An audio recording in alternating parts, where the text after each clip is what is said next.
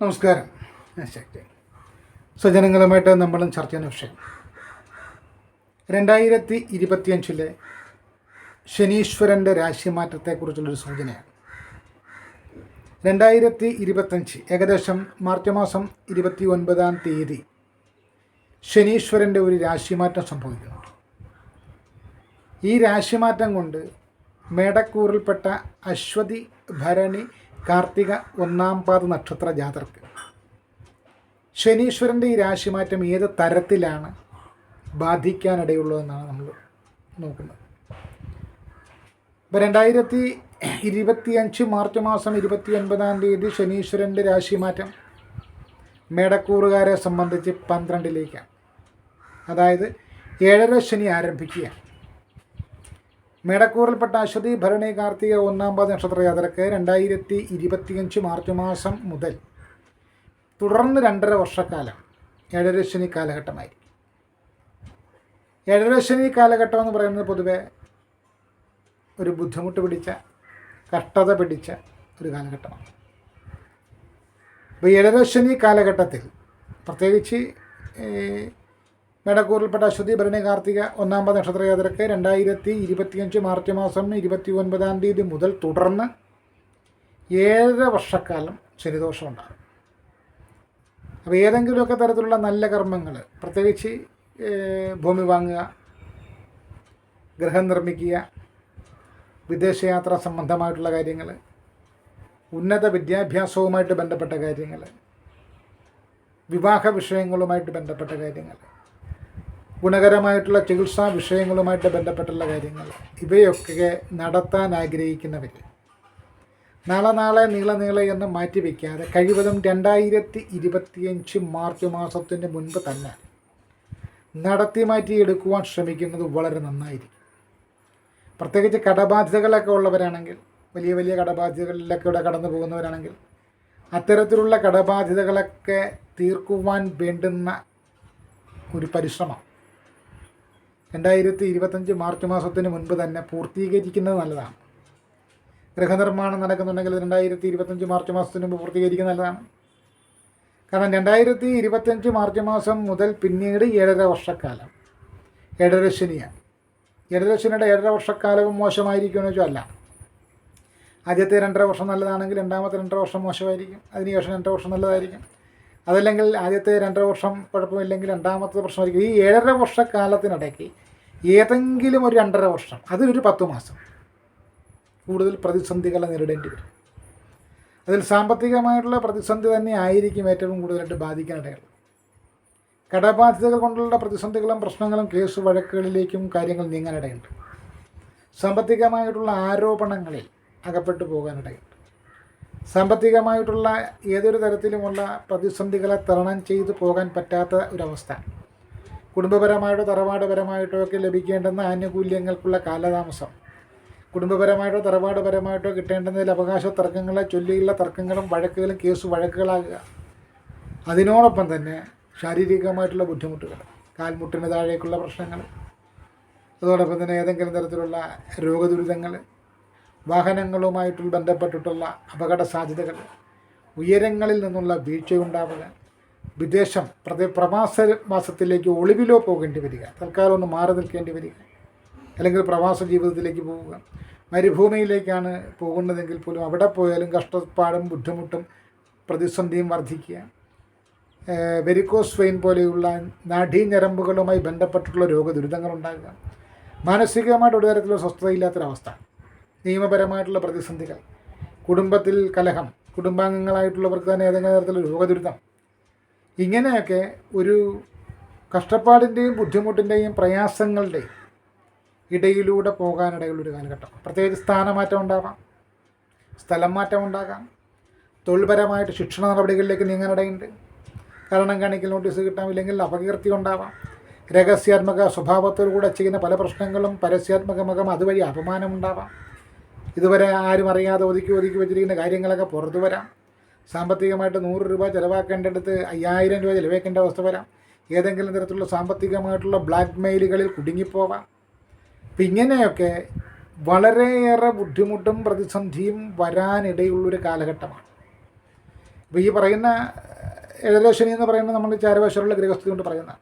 ഇനി മറിച്ച് ഈ അശ്വതി ഭരണി കാർത്തിക 1-ാം പാദ നക്ഷത്രയാത്രയായിട്ടുള്ള മേടക്കൂറുകാരായിട്ടുള്ള ഏതൊരു വ്യക്തിയുടെയും ജാതകമനുസരിച്ച് 2025 മാർച്ച് മാസം മുതലേ തുടർന്ന് വരുന്ന 7.5 വർഷക്കാലം അവർക്ക് വളരെയേറെ ഗുണഫലങ്ങൾ നൽകുന്ന ദശാനാഥനോ അപകാരനാഥനോ, പ്രത്യേകിച്ച് ജാതകപ്രകാരം യോഗകാരകന്മാരായിട്ടുള്ള ഗ്രഹങ്ങളുടെ ദശാപകാരകാലങ്ങളാണെങ്കിൽ, അതല്ലെങ്കിൽ അതിൽ തന്നെ ശനീശ്വരൻ ഏറ്റവും കൂടുതൽ യോഗ ഫലദാതാവായിട്ടൊക്കെ നിൽക്കുകയാണെങ്കിൽ നമ്മൾ പറയുന്ന ദോഷഫലങ്ങൾക്കൊരു കുറവ് വരും. ദോഷഫലങ്ങൾ പൂർണ്ണമായിട്ടും മാറില്ല, ഒരു കുറവ് വരും. അപ്പം ഗുണഫലങ്ങൾ കുറച്ച് കൂടുതൽ വർദ്ധിക്കുന്നതുകൊണ്ട് ചിലപ്പം ദോഷഫലങ്ങൾ അത്ര പ്രസക്തമല്ലാതെയും പോയേക്കാം. എന്നാൽ പോലും നമ്മൾ വളരെയേറെ ശ്രദ്ധിച്ച് മുന്നോട്ട് പോകേണ്ടുന്ന ഒരു കാലഘട്ടമാണ് മേടക്കൂറിൽപ്പെട്ട അശ്വതി ഭരണി കാർത്തിക 1-ാം പാദ നക്ഷത്രത്തിനെ സംബന്ധിച്ച് 2025 മാർച്ച് മാസം മുതൽ വരുന്നത് ശനിയുടെ രാശിമാറ്റം. അപ്പം നമുക്കിപ്പം കുറച്ച് സമയമുണ്ട്. ഈ ഫലം നമ്മൾ അറിയുന്നത് കുറച്ച് മുൻപേ ആയതുകൊണ്ട് തന്നെ അടിയന്തരമായിട്ട് നമ്മൾ ചെയ്യേണ്ടത് വലിയ വലിയ സംഖ്യകളൊക്കെ കടബാധ്യത ഉണ്ടെങ്കിൽ അതൊക്കെ എങ്ങനെയെങ്കിലും കുറച്ച് കൊണ്ടുവരാൻ നോക്കണം. ധനകാര്യ സ്ഥാപനത്തിലായാലും വ്യക്തികളുമായിട്ടുള്ളതാണെങ്കിലും ഏത് തരത്തിലുള്ളതാണെങ്കിലും അത്തരത്തിലുള്ള കടബാധ്യതകളൊക്കെ വളരെയേറെ കുറച്ച് കൊണ്ടുവരിക. അതുപോലെ ചെറുതായിട്ടാണെങ്കിലും നമുക്ക് ഏതെങ്കിലും തരത്തിലുള്ള ഒരു ശാരീരിക ബുദ്ധിമുട്ട് തോന്നുന്നുവെങ്കിൽ ആ ശാരീരിക ബുദ്ധിമുട്ടുകളുമായിട്ട് ബന്ധപ്പെട്ടിട്ടുള്ള ചികിത്സ സൂചി കൊണ്ടെടുക്കേണ്ടത് തൂമ്പ കൊണ്ടെടുക്കേണ്ട അവസ്ഥയിലേക്ക് എത്തിക്കാതെ കയ്യോടെ തന്നെ നമ്മളത് അതിന് വേണ്ടുന്ന ഔഷധപ്രയോഗം നടത്തുക. അതോടൊപ്പം തന്നെ നേരത്തെ പറഞ്ഞ പോലെ തന്നെ ഏതെങ്കിലും ക്രയവിക്രയങ്ങൾ വിൽപ്പന സാധ്യതയുള്ള കാര്യങ്ങളുണ്ടെങ്കിൽ തിരക്കേടില്ലാത്ത ലാഭത്തിൽ അത് വിറ്റ് പോകാൻ ശ്രമിക്കുക. വാങ്ങാനുണ്ടെങ്കിൽ വാങ്ങിക്കാനുള്ള പരിശ്രമം നടത്തുക. കാരണം കൈവിട്ട് കളിച്ചാൽ നമ്മൾ വളരെയേറെ ബാധ്യതകളൊക്കെ വരുത്തി വെച്ചുകൊണ്ട് 2025 മാർച്ച് മാസത്തെ അഭിമുഖീകരിച്ച് കഴിഞ്ഞാൽ 2025 മാർച്ച് മാസത്തിലെ ശനിയുടെ രാശിപ്പകർച്ച കഴിയുമ്പോഴത്തേക്കും നമുക്കിപ്പോൾ നമ്മൾ കണക്ക് കൂട്ടിയിരുന്ന പല കാര്യങ്ങളിലും കണക്ക് കൂട്ടൽ പോലെ നടക്കത്തില്ല. പല വിധത്തിലുള്ള തടസ്സങ്ങൾ വരാം. ശാരീരികമായിട്ടുള്ള ബുദ്ധിമുട്ട്, അല്ലെങ്കിൽ തൊഴിൽ മേഖലയിൽ ഏതെങ്കിലും തരത്തിലുള്ള തടസ്സം, തൊഴിൽ മേഖലയിലൊരു സ്ഥാനമാറ്റം, സ്ഥലം മാറ്റം, സ്ഥാനനഷ്ടം, അതല്ലെങ്കിൽ കുടുംബപരമായിട്ടുള്ള ഏതെങ്കിലും കേസ് വഴക്കുകളുമായിട്ട് ബന്ധപ്പെട്ട് പോവുക. അപ്പം വളരെയേറെ പ്രതിസന്ധികളിലൂടെ നമ്മൾ കടന്നു പോകേണ്ടി വരുന്നൊരു കാലഘട്ടമാണ്. ആ കാലഘട്ടത്തെ നമുക്ക് വലിയ പ്രതിസന്ധികൾ കൂടാതെ തരണം ചെയ്യണമെങ്കിൽ ഇപ്പോൾ തന്നെ നമ്മൾ സാമ്പത്തിക ബാധ്യതയിൽ പോയി വീഴാതിരിക്കുക. സാമ്പത്തികമായിട്ട് ബാധ്യതയില്ലാത്തവരാരുമില്ല. എന്നാൽ പോലും നമുക്ക് കുറച്ച് സമയം, ഇപ്പം നമ്മൾ ഈ വിവരം ഈ വീഡിയോയിലൂടെ പ്രസിദ്ധപ്പെടുത്തുന്ന സമയം തൊട്ട് കുറച്ചധികം സമയം നമ്മുടെ മുമ്പിലുണ്ട് നമുക്കൊരു കരുതലെടുക്കാൻ. അപ്പോൾ നമ്മൾ മനസ്സിലാക്കേണ്ടത് മേടക്കൂറിൽപ്പെട്ട അശ്വതി ഭരണി കാർത്തിക 1-ാം പാദ നക്ഷത്രയാത്രക്ക് 2025 മാർച്ച് മാസത്തിലെ ശനിയുടെ രാശിമാറ്റം എന്ന് പറയുന്നത് 7.5 ശനി ദോഷത്തിലേക്കാണ് നീങ്ങുന്നത്. അത് ഏകദേശം 7.5 വർഷക്കാലം ഉണ്ടാകും. അപ്പോൾ 7.5 ശനി എന്ന് പറയുന്നത് ഒരിക്കലും ഗുണഫലങ്ങൾ നൽകുന്ന ഒരു ശനിയായിട്ട് ആരും വിവക്ഷിച്ചിട്ടില്ല. ഉത്തരേന്ത്യയിൽ ഈ ശനിദോഷങ്ങൾ വരുമ്പോഴത്തേക്കും സാധാരണഗതിയിൽ അതിനൊരു മൂർത്തി നിർണ്ണയമൊക്കെ നടത്തി ഒന്നുകൂടെ പുനഃപരിശോധിക്കുന്ന രീതിയുണ്ട്. അങ്ങനെ പുനഃപരിശോധിച്ച് വരുമ്പോഴത്തേക്കും പല 7.5 ശനികളും പല കണ്ടക ശനികളും ദോഷഫലങ്ങളല്ല കൂടുതൽ ഗുണഫലങ്ങൾ നൽകുന്ന തരത്തിലേക്കും ജ്യോതിഷ പണ്ഡിതാചാര്യന്മാർ വിലയിരുത്തുന്നുണ്ട്. എന്നാൽ നമ്മുടെ കേരള സംസ്ഥാനത്തെ സംബന്ധിച്ച് അത്തരത്തിലുള്ള നിർണ്ണയമില്ലാത്തതുകൊണ്ടും അത്തരത്തിലുള്ള നിർണ്ണയത്തിന് എല്ലാവർക്കും സാധിക്കാത്തതുകൊണ്ടും പൊതുവേ 7.5 ശനി എന്ന് പറഞ്ഞാൽ കുറച്ച് കഷ്ടപ്പാടും ദുരിതങ്ങളൊക്കെ ഉള്ളതായിരിക്കും. 7.5 വർഷക്കാലം ശനിയുടെ പിടിയിൽ അമർന്നു പോവുക. പിന്നെ പ്രത്യേകിച്ച് നമ്മൾ ശ്രദ്ധിക്കേണ്ട കാര്യം എന്ന് പറഞ്ഞാൽ ഈ 7.5 ശനി പോലുള്ള ശനിദോഷങ്ങൾ വരുമ്പോൾ ശനി എപ്പോഴും ദോഷകാരകനായിട്ട് വരുന്നത് നമ്മളുടെ ജന്മജന്മാർത്ഥ കർമ്മഫലങ്ങളുടെ ഒരു ലിസ്റ്റുമായിട്ടാണ്. അതോടൊപ്പം തന്നെ അവൻ മുൻ ജന്മങ്ങളിൽ അവൻ ഇന്ന അല്ലെങ്കിൽ അവൾ ഇന്ന പാപങ്ങളൊക്കെ ചെയ്തിരുന്ന ലിസ്റ്റ് എന്തെങ്കിലുമുണ്ട്. അതിൻ്റെ ഒരു തിരിച്ചടി കൊടുക്കാൻ വേണ്ടി ഞാൻ വരുമ്പോൾ ഈ ജന്മത്തിൽ അവൻ എങ്ങനെയാണ്, അതായത് ശനി എപ്പോഴും ബാധിക്കുമ്പോൾ കർമ്മം നോക്കാറുണ്ട്, ഒരു വ്യക്തിയുടെ കർമ്മഫലം കൊടുക്കാറുണ്ട്. അപ്പോൾ ഈ ജന്മത്തിൽ അദ്ദേഹം നമ്മളെ പിടിക്കുന്ന സമയത്തിന് മുമ്പേ തന്നെ നമ്മളുടെ കർമ്മം സംശുദ്ധമായിരിക്കണം. പ്രത്യേകിച്ച് പറഞ്ഞാൽ അന്യൻ്റെ മുതൽ ആഗ്രഹിക്കാതിരിക്കുക, മറ്റുള്ളവർക്ക് ഒരു തരത്തിലുള്ള പാര പണിയാതിരിക്കുക, മറ്റുള്ളവൻ്റെ കണ്ണുനീര് വീഴ്ത്തുന്ന ഒരു കാര്യവും ചെയ്യാതിരിക്കുക, അന്യൻ്റെ ഭൂമിയോ സ്വർണമോ ധനമോ ഒന്നും തന്നെ തട്ടിപ്പറിക്കാതിരിക്കുക, വഞ്ചിക്കാതിരിക്കുക, ആർക്കുമെതിരെ കള്ളസാക്ഷി പറയാതിരിക്കുക, ആരുടെയും മനോവേദന ഉണ്ടാക്കുന്ന തരത്തിലേക്കുള്ള ഒരു തരത്തിലുള്ള ഇടപെടലും നടത്താതിരിക്കുക, അയൽപക്കത്തുള്ള ഏതെങ്കിലും വ്യക്തികളുള്ള വിരോധമാണെങ്കിലും അവരുടെ മക്കളുടെ കല്യാണം മുടക്കാനോ, അല്ലെങ്കിൽ അവരുടെ വീട്ടിലെ ഒരു വളർത്തു പക്ഷി നമ്മുടെ വീട്ടിലേക്ക് വന്നാൽ അതിനെ എറിഞ്ഞ് കാലൊടിക്കാനോ, ഇങ്ങനെയുള്ള നീതിരഹിതമായിട്ടുള്ള ഒരു കാര്യങ്ങളും ചെയ്യും. അതാണ് ഏറ്റവും കൂടുതൽ ശ്രദ്ധിക്കുന്നത്. അതോടൊപ്പം തന്നെ നിയമവിരുദ്ധമായേക്കാവുന്ന ഒരു തരത്തിലുള്ള ഇടപാടിലൂടെയും ധനം സമ്പാദിക്കരുത്. അപകീർത്തിയും ദുഷ്കീർത്തിയും ഉണ്ടാകുന്ന മേഖലയിലൂടെ വ്യാപരിക്കരുത്, ചരിക്കരുത്. രഹസ്യാത്മകമായിട്ടുള്ള ഒരു തരത്തിലുമുള്ള ബന്ധങ്ങളിൽ പോയി വീഴരുത്. അതുപോലെ ചൂതാട്ടം, ലഹരി വിൽപ്പന, ഇങ്ങനെയുള്ള ഒരു അസന്മാർഗിക മാർഗങ്ങളിലൂടെ സഞ്ചരിക്കരുത്. ശനി വരുമ്പോൾ ശനിയെ നമ്മൾ ശനീശ്വരനെ നമ്മൾ ജ്യോതിഷപരമായിട്ട് വിലയിരുത്തുന്നത് നിഷ്പക്ഷനും നീതിമാനുമായ ഒരു സുപ്രീം കോടതി ജഡ്ജിക്ക് തുല്യനായിട്ടുള്ള ഒരു വ്യക്തിയായിട്ടാണ് ജ്യോതിഷത്തിൽ അദ്ദേഹത്തെ വിശേഷിപ്പിക്കുന്നത്. അദ്ദേഹത്തെ കുറച്ച് സ്തുതിവചനങ്ങൾ പാടി സ്വാധീനിക്കാനൊന്നും പറ്റത്തില്ല, അല്ലെങ്കിൽ കുറച്ച് എള്ളുകൊണ്ട് പായസം വെച്ച് കൊടുത്തെന്നും പറഞ്ഞ് അദ്ദേഹത്തെ പ്രസാദിപ്പിക്കാൻ പറ്റത്തില്ല. എന്ത് കൊടുത്താലും നമ്മൾ ചെയ്ത കർമ്മ പോലും അദ്ദേഹം നമുക്ക് തരും. അപ്പം നമ്മളെ തന്നെ ശുദ്ധീകരിക്കുക. നമ്മളെ തന്നെ ശുദ്ധീകരിക്കുക. വാഗ്ദാനം കൊടുത്താൽ നിറവേറ്റണം. ആരെയും പറഞ്ഞ് പറ്റിക്കരുത്, ഒരു വ്യക്തികളെയും പറഞ്ഞ് പറ്റിക്കരുത്, ആരുടെയും മുതലടിച്ച് മാറ്റരുത്, ആർക്കും പേരുദോഷം ഉണ്ടാക്കരുത്, ആരുടെയും മനസ്സോഷിപ്പിക്കുന്നതിൽ ഇടപെട്ടരുത്, മറ്റുള്ളവൻ്റെ ഭൂമി വെട്ടിപ്പിടിക്കരുത്, മറ്റുള്ളവൻ നടന്നു പോകുന്നതിന് ഇച്ചിരി വഴി കൊടുക്കാതിരിക്കരുത്, മറ്റുള്ളവനെ കുറിച്ച് പരദൂഷണം പറയരുത്, ഒരു കുടുംബവും കലക്കരുത്. ഇങ്ങനെയുള്ള അതിനേക്കാൾ ഉപരി ഒരു ജീവജാലങ്ങൾക്ക് ഹിംസ ചെയ്യരുത്. അത് വൃക്ഷമായാലും പക്ഷിയായാലും ഒന്നിനെ നമ്മൾ കൊല്ലാൻ പോരുത്. നമ്മൾക്കൊണ്ട് സൃഷ്ടിക്കാൻ കഴിവുണ്ട് കൊല്ലാം, സൃഷ്ടിക്കാൻ കഴിവില്ലെങ്കിൽ കൊല്ലാതിരിക്കാൻ.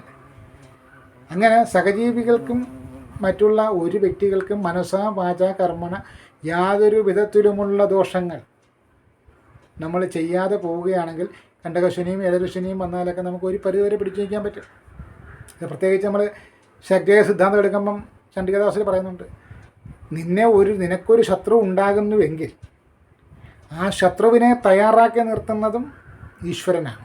എന്തുകൊണ്ടെന്നാൽ ഈ ശത്രു മുഖേന നിൻ്റെ ജീവിതത്തിലെ ചില കാര്യങ്ങളിൽ നിനക്ക് അറിവുണ്ടാകണം, തിരിച്ചടി ഉണ്ടാവണം, നിനക്ക് ചില ബോധ്യങ്ങളുണ്ടാകും. അപ്പം ശത്രുവിനെ നിനക്കെതിരെ തിരിക്കുന്നതും ഈശ്വരനാണ്. ആ ശത്രുതയെ ഇല്ലാതാക്കുന്നത് ഈശ്വരൻ. എന്തുകൊണ്ട്? നീ എത്രത്തോളം അധമനാകുന്നുവോ, എത്രത്തോളം പ്രപഞ്ചനീതിക്ക് വിരുദ്ധമായിട്ട് പ്രവർത്തിക്കുന്നുവോ, നീ നിൻ്റെ സ്വാർത്ഥ ലാഭം മാത്രം ലക്ഷ്യം വെച്ച് പോകുന്നുവോ, അതൊക്കെ പ്രപഞ്ചനീതിക്ക് വിരുദ്ധമാണ്. അതിൽ നിന്നൊക്കെ നിന്നെ ഒരു പാഠം പഠിപ്പിക്കണമെങ്കിൽ ഒരു ശത്രുവിനെ ഉണ്ടാക്കി നിന്നെ മുമ്പിൽ കൊണ്ടുവരണം. അതോടൊപ്പം തന്നെ മറ്റ് തരത്തിലുള്ള ശനിദോഷങ്ങളുമായിട്ട് ബാധിച്ചു തന്നെ വരണം.